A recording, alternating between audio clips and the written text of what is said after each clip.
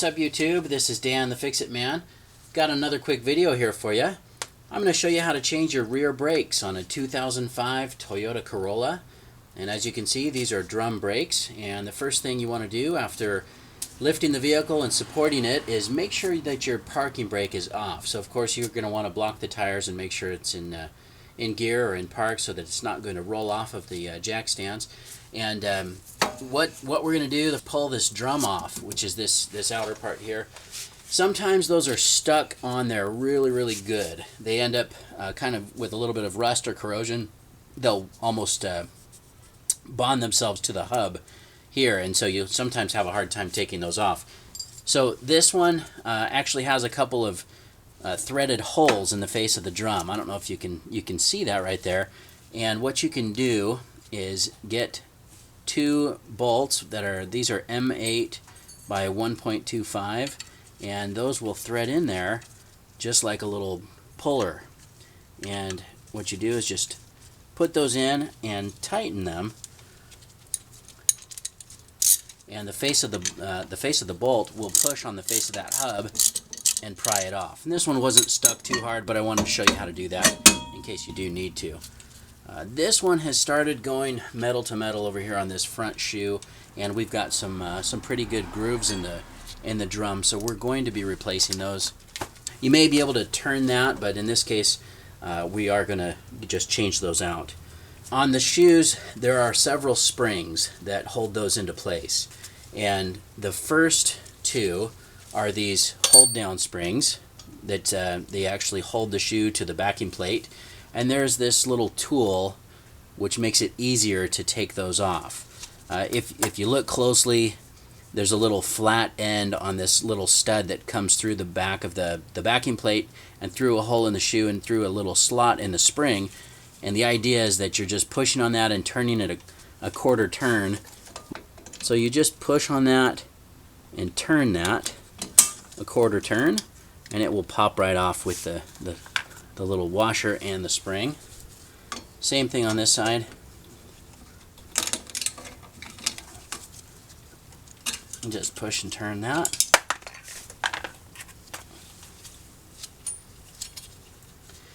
And the little studs in the back, you can leave them in or take them out, but they'll just kind of dangle there. Now there's three more springs, and there's a couple different ways to remove them.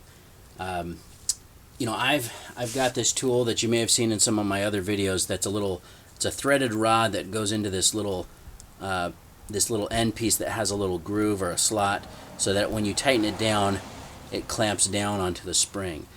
You can also use a pair of vice grips, or needle nose vice grips are nice for grabbing a hold of those, or even just some diagonal pliers just to be able to grab onto the spring and pull it loose with a little bit of leverage. So there's a top spring here, which it actually holds this little adjustment tab, this little metal tab that is mounted on the stud of the brake shoe, and that is what actually will keep your brake shoes pushed out or aligned. And I'm just turning and clamping down on that, and then that gives you the leverage to pull that back just enough like that and take it out and set it down. This little adjuster tab may just also come off. Yep, there we go. So we'll set that down too, and that's what that looks like. There's another spring right here that keeps the shoes together, and there's also one on the bottom. But you should be able just to pull that shoe apart just enough so that you can take out that adjustable star wheel spreader deal, and this is what that looks like. So we'll get that cleaned up before we put it back in, and we'll also get it threaded back in so that when we put the new shoes in, there'll be room for that additional material. Now up here at the top, like I said, there's two springs, or two more springs. So this one, sometimes we can just bring it down like that. There we go. That one just came right out. So that's the top spring in the back. And then down below, as you see, there's just another small spring that holds the shoes together, and that just looks like that and comes right out. Okay, and so now you'll see the rear pad has the parking brake arm on it and the parking brake cable attached below. Now this is attached, this arm is attached to the brake shoe via this little horseshoe shaped clip that's clamped on down around this little pin or stud that goes through the shoe, and it already comes on the new one. So I think it's easier to take the cable off. Sometimes you can just pull that back with your hand and unclip it. Sometimes you can use some diagonals to slide that little spring or shield back, but it's just easy enough just to pull it out like that. And then we're going to go to the vise, and I'll show you how to pry this little horseshoe clip out of there and put the arm on the new shoe. Okay, there's kind of a close-up showing you I've got the old brake shoe in the vise, and here's that little horseshoe shaped clip.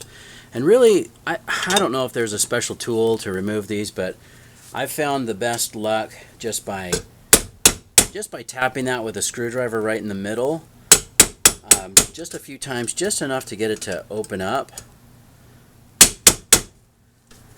And really, if you just tap that, sometimes you can get a good angle here, and you can tap that back a little bit, and you can see that started to open up.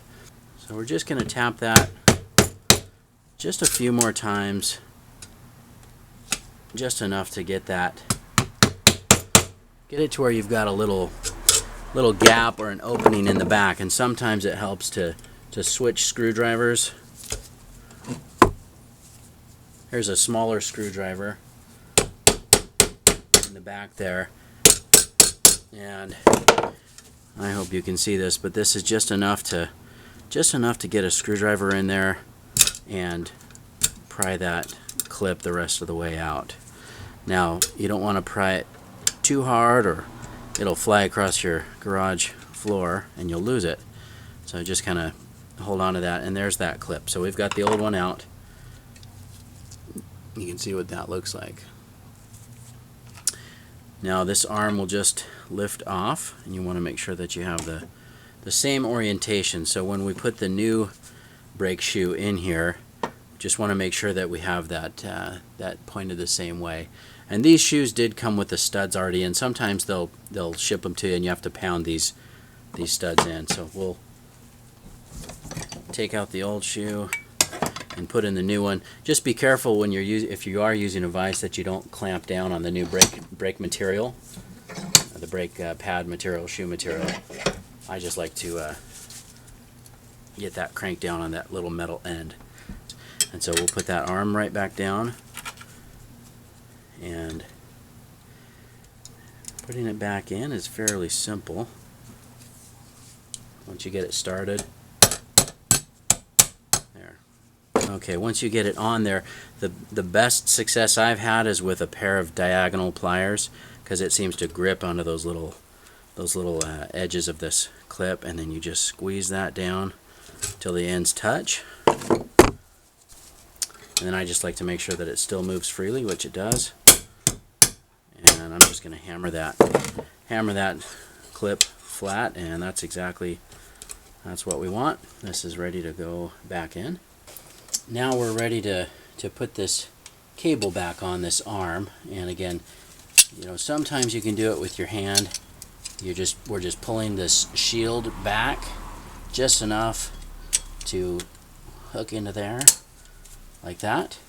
And again, sometimes I'll use diagonals to get a little bit of extra leverage there, but this is good to go.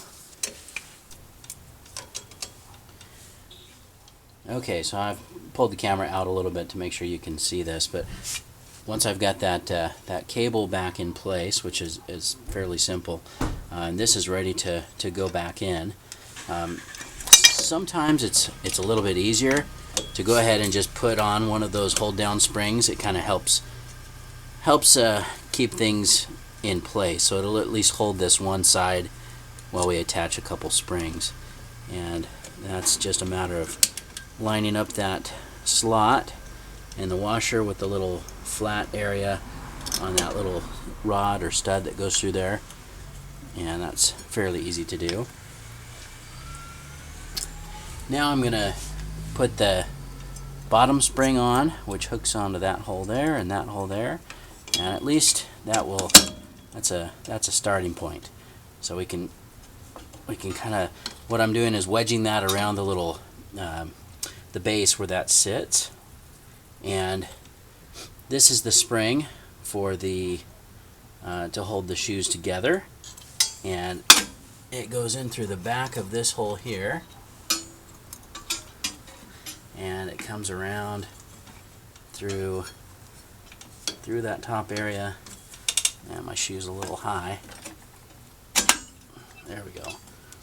And this is a little tricky, but just want to get that lined up with this shoe, and it hooks into this hole here. Remember just to be careful of that wheel cylinder. Trying to get that down there. Okay, that side's in. Now we need to get this little star wheel adjuster back inside as well, and we'll thread it all the way in and see if we can pry that one in as well. And you'll see the profile on this. I'll show you real quick. This end comes off, but the larger end goes into the back, the smaller end comes in the front. That's where the little adjustment tab sits. So we can just put that in there, and we will pry this apart just enough to get that in there. Just kind of pull back, put that in where it goes, and that's perfect. Now I'm going to put the other hold down spring on this left side, which is fairly easy. Just put that little circle or washer there with a slit in it. Try to line it up and then turn it just a quarter turn, just enough to get that to set there. And now we can put our little adjuster back in there. That just sits in there just like that. Just want to make sure that it seats all the way on that stud there. Lastly, this last brake spring goes on, and that's going to hook in there to keep some tension on that. And again, we'll just support that pad so that slipped. So just again, remember when you're pulling on this or prying, make sure to put a little bit of pressure on this pad or this shoe here, so that you're not popping out that wheel cylinder. And then this will come off. Went ahead and got some new drums for this, so they're nice and clean, and we got some brake cleaner on there. Wipe those out. Before I put the drum on, I'm also going to clean off all of this backing plate and area with some brake clean as well.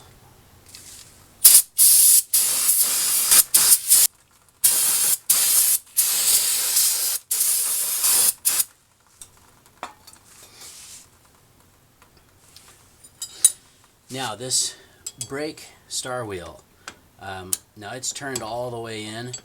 That's going to be so loose that these brakes are never going to engage.